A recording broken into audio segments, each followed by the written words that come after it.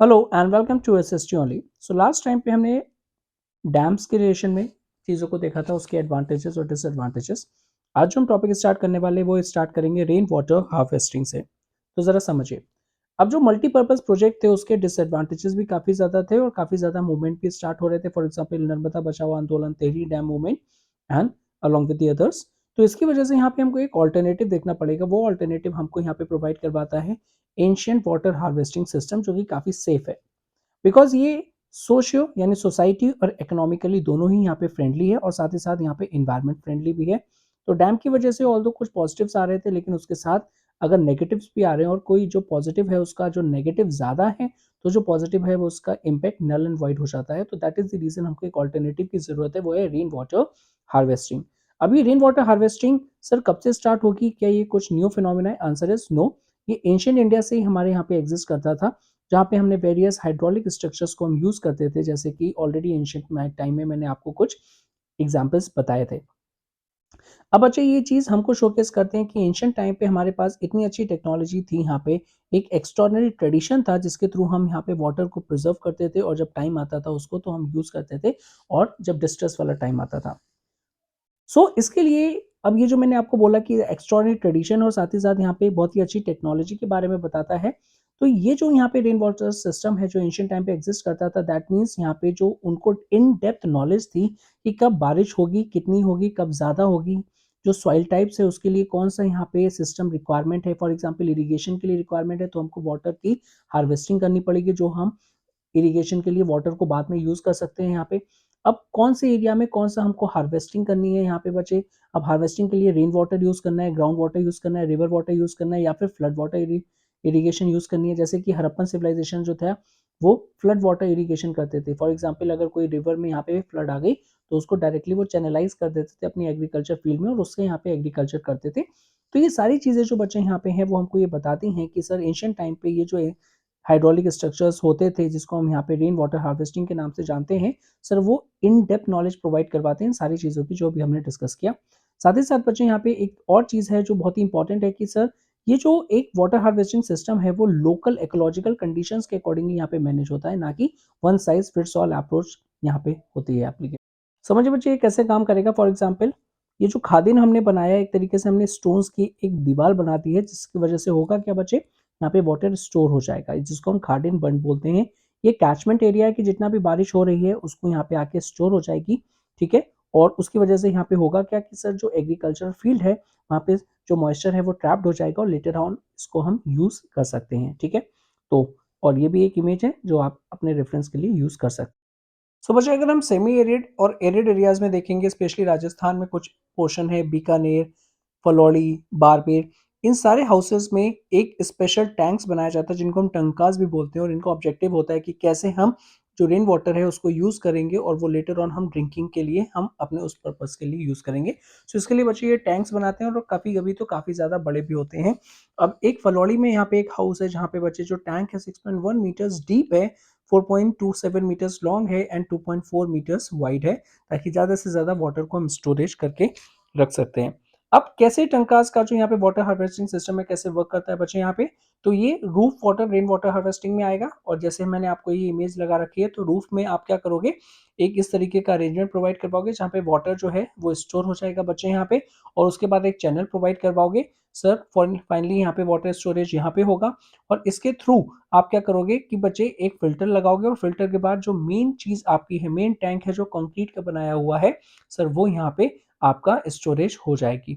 अब इसके वजह से होगा क्या कि सर जो वाटर लेवल है वो भी यहाँ पे मेंटेन रहेगा, और जब भी यहाँ पे एक पंप लगा होगा, पंप लगने से जैसे ही आप यहाँ पे प्रोवाइड करवाओगे इलेक्ट्रिसिटी, पंप ऑन होगा और इस टैंक से वाटर ऑटोमेटिकली आपके यहाँ पे पहुंच जाएगा। तो एक तरीके से बच्चे हम ये बोल सकते हैं कि ये वाटर हार्वेस्टिंग का सिस्टम है। फॉर एग्जाम्पल अगर आपने आरओ लगा दिया या कुछ और लगा दिया, और डायरेक्टली आप इसको ड्रिंकिंग वाटर के लिए भी यूज कर सकते हो। ये बहुत ही एक इनोवेटिव स्टेप है और ट्रेडिशनल हार्वेस्टिंग के सिस्टम के अंडर में भी आता है। वही चीज़ दे रखी है यहाँ पे, मैंने वही आपको यहाँ पे सिंपल लेमन्स लैंग्वेज में बताया, तो एक बार इसको आप पॉज करके आप ये सारी चीज़ों को देख सकते हो बच्चे यहाँ पे। तो रेन वाटर है या फिर इसको हम पलार पानी भी कहते हैं। कॉमनली इस एरियाज में यूज किया जाता है और इसको बोला जाता है कि सर ये नेचर का प्योरेस्ट फॉर्म है बच्चे वाटर का, जो कि डायरेक्टली कंज्यूमेबल है यहाँ पे, ठीक है जी। सो मेनी हाउसेज जो है वो अंडरग्राउंड रूम्स यानी बनाते हैं enjoying the tanka to beat the summer heat, means उसी से रिलेटेड यहाँ पे होता है, बिकॉज अगर उस एरिया में वाटर है ठंडा है और आसपास वाला एरिया भी ठंडा रहेगा, उसी के रूम आसपास वाले जो है वो भी ठंडे रहेंगे, तो उनका एक और सिस्टम है यहाँ पे।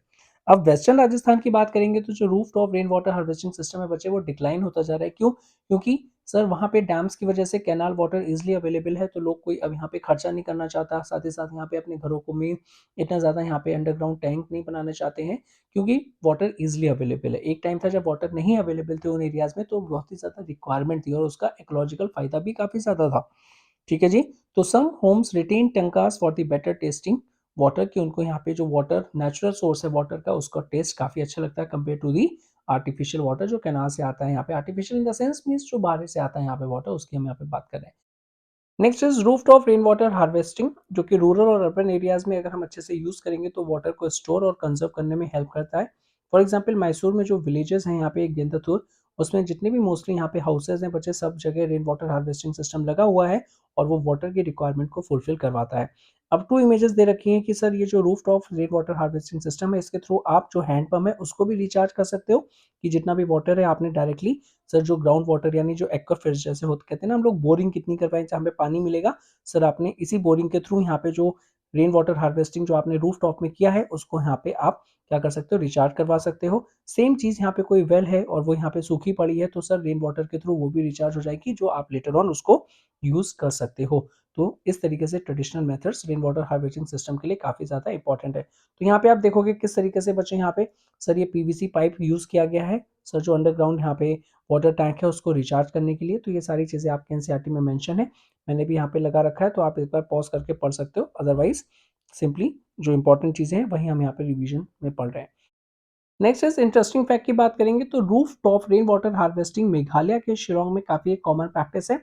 सबसे इंटरेस्टिंग बात नोट करने की है कि सर चेरापूंजी और मिजोरम जहाँ पे वर्ल्ड की हाईएस्ट रेनफॉल होती है वो जस्ट 55 किलोमीटर दूर है यहाँ से, और जो स्टेट कैपिटल है उनके शिलोंग में, वहाँ पे वाटर की एक्यूट शॉर्टेजेस होती है, जिसकी वजह से roof top rain water harvesting system को यहाँ पे इस्टेब्लिश किया गया है।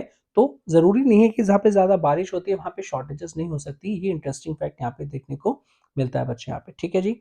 दूसरा इंटरेस्टिंग फैक्ट ये है कि जो तमिलनाडु है वो फर्स्ट स्टेट बना है जहाँ पे उन्होंने कंपलसरी कर दिया है कि आपको roof top rain water harvesting structure बनाना ही बनाना है अपने हाउसेस में, और उसके लिए लीगल प्रोविजन है। अगर आप ऐसा नहीं करते हो, मीन्स हाउस में जो भी आप आर्किटेक्चर से प्लान करवा रहे हो और उसमें वो चीज़ को इंक्लूड नहीं करते हो, तो आपको सर पनिशमेंट भी मिल सकता है, और वो लीगल प्रोविजन यहाँ पे है। नेक्स्ट जो लास्ट है बच्चे यहाँ पे बैम्बू ड्रिप इरिगेशन।